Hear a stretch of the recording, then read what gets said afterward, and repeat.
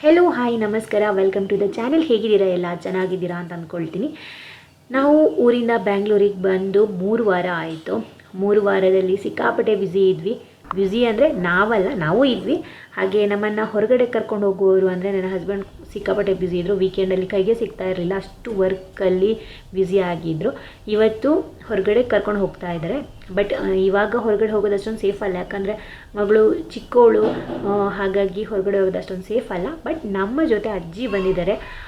ಅವರನ್ನು ನಾವು ಹೊರಗಡೆ ಕರ್ಕೊಂಡು ಹೋಗಬೇಕಿತ್ತು. ಯಾಕೆಂದರೆ ಅವರ ಒಂದು ಕಲ್ಪನೆಯಲ್ಲಿ ಬ್ಯಾಂಗ್ಳೂರು ಅಂದರೆ ಒಂದು ಬೇರೆಯೇ ಕಂಟ್ರಿಗೆ ಹೋಗ್ತಾ ಇದ್ದೀನಿ ಅನ್ನೋ ಥರ ಫೀಲ್ ಮಾಡ್ಕೊಂಡು ಅವ್ರು ಬ್ಯಾಂಗ್ಳೂರಿಗೆ ಬಂದಿದ್ದು.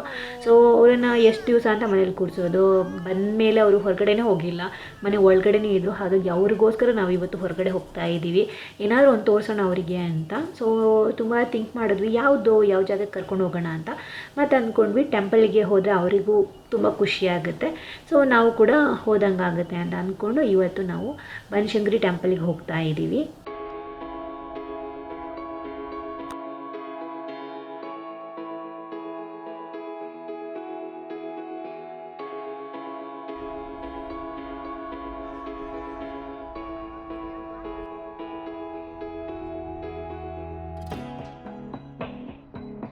ನಾವು ಬಂದಿದ್ದು ಸಂಡೇ, ಸಿಕ್ಕಾಪಟ್ಟೆ ರಶ್ ಇತ್ತು. ಕಾಲಿಡೋದಕ್ಕೂ ಜಾಗ ಇರಲಿಲ್ಲ, ಅಂದರೆ ಒಳಗಡೆ ದರ್ಶನಕ್ಕೆ ಹೋಗೋದಕ್ಕೆ ಸ್ವಲ್ಪನೂ ಸ್ಪೇಸ್ ಇರಲಿಲ್ಲ. ಅಲ್ಲಿಗೆ ರೀಚ್ ಆಗಬೇಕಿದ್ರೆ ನನ್ನ ಮಗಳು ಜೋರಾಗಿ ಅಳೋದಕ್ಕೆ ಶುರು ಮಾಡಿದ್ಲು.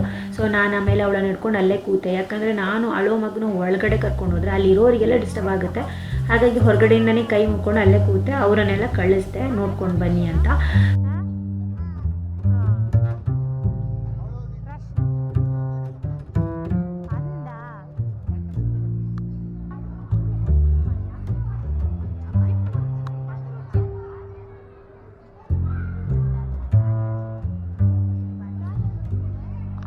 ಆಫ್ಟರ್ ಲಾಂಗ್ ಸ್ವಲ್ಪ ಬ್ರೇಕ್ ತಗೊಂಡು ಮತ್ತೆ ನಾವು ಫಸ್ಟಿಗೆ ಬ್ಯಾಂಗ್ಳೂರಲ್ಲಿ ಟೆಂಪಲ್ಗೆ ವಿಸಿಟ್ ಮಾಡಿದ್ವಿ.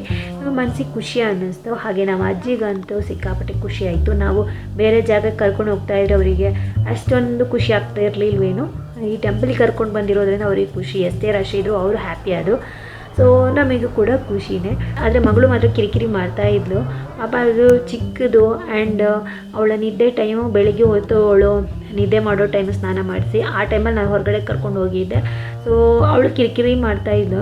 ಅವಳನ್ನು ಅಲ್ಲೆಲ್ಲಿ ನಾನು ಸ್ವಲ್ಪ ಹೊತ್ತು ಕೂರಿಸಿ ಸಮಾಧಾನ ಎಲ್ಲ ಮಾಡ್ತಾಯಿದ್ದೆ. ಆದ್ರೂ ಕೂಡ ಜೋರಾಗಿ ಅಳೋದೆಲ್ಲ ಮಾಡ್ತಾಯಿದ್ಲು. ನನಗನ್ಸಿತ್ತು ಯಾಕಾದರೂ ಕರ್ಕೊಂಡು ಬಂದು ನಂಗೆ ಬೇಕಾಗಿರಲಿಲ್ಲ ಇದು ಅಂತ. ಸೊ ಆದ್ರೂ ಕೂಡ ಅಜ್ಜಿಗೋಸ್ಕರ ಬಂದಿದ್ದು ಹೊರಗಡೆ ಹೋಗೋಣ ಅಂತ.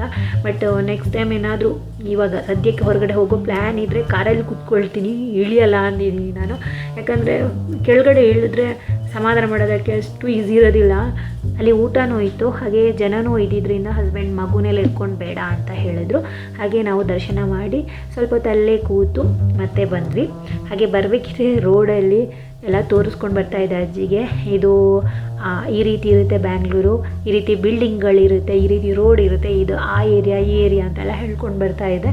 ಅವರು ಎಲ್ಲ ಫುಲ್ ಖುಷಿಯಿಂದ ನೋಡ್ತಾ ಇದ್ರು.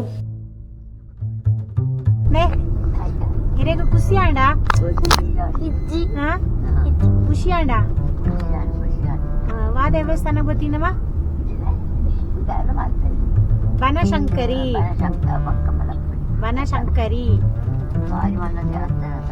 ಈ ರೀತಿ ಯಾರಿಗಾದರೂ ಜಾಗ ಗೊತ್ತಿಲ್ಲದೆ ಇದ್ದವ್ರು ತುಂಬ ಖುಷಿಯಿಂದ ಬಂದಿದ್ದರೆ ಅದನ್ನು ಎಕ್ಸ್ಪ್ಲೇನ್ ಮಾಡೋದಕ್ಕೆ ನಮಗೂ ತುಂಬ ಖುಷಿ ಇರುತ್ತೆ ಅಲ್ವಾ. ಅವ್ರಿಗೊಂದು ಆಸೆ ಇತ್ತು ಬ್ಯಾಂಗ್ಳೂರಿಗೆ ಬರಬೇಕು, ಬ್ಯಾಂಗ್ಳೂರು ನೋಡಬೇಕು ಅಂತ.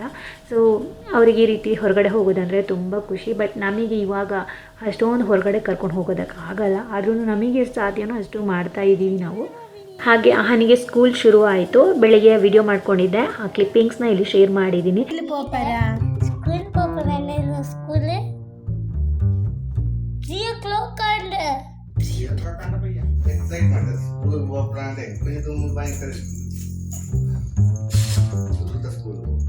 ಅಹಾನ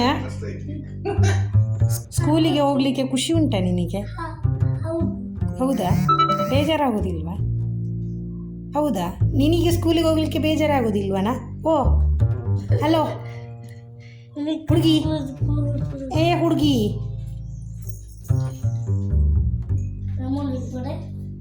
ಓಯ್